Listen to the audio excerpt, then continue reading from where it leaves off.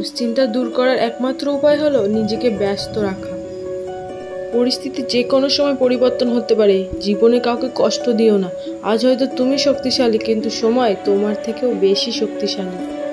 কেউ যদি অবহেলা করে, দোষ তার নয়, দোষ নিজের, কারণ তুমি তার কাছে বেশি আশা করে ফেলেছ। যখন বৃষ্টি শুরু হয় তখন সব পাখিরা কোথাও না কোথাও আশ্রয় খোঁজে, কিন্তু ঈগল বৃষ্টিকে এড়িয়ে যায় মেঘের ওপর উড়ে গিয়ে। আগে নিজের পায়ে দাঁড়াও, তারপর সকল জাতির কাছ থেকে শিক্ষা গ্রহণ করো। যা কিছু পারো নিজের করে নাও, যা কিছু তোমার কাজে লাগবে তা গ্রহণ করো।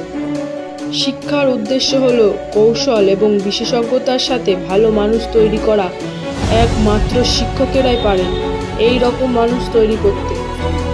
তিনজনই পারেন একটি দেশ বা জাতিকে বদলাতে, তারা হলেন মা, বাবা ও শিক্ষক।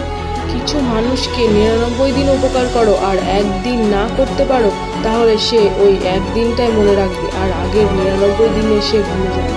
জীবন একটি কঠিন খেলা। মানুষ হিসাবে আপনার জন্ম অধিকার বজায় রেখে আপনি এই খেলা জিততে পারবেন। মানুষের তুমি যত বড়ই উপকার করো না কেন, পরবর্তীতে তোমার সামান্য ভুল হলে সে সেই উপকারের কথা বিন্দুমাত্র মনে রাখবে না।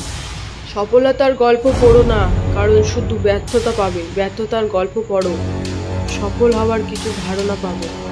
ব্যর্থতা নামক রোগের সবথেকে ভালো ওষুধ হলো আত্মবিশ্বাস আর কঠোর পরিশ্রম। এটা আপনাকে একজন সফল মানুষ গড়ে তুলবে।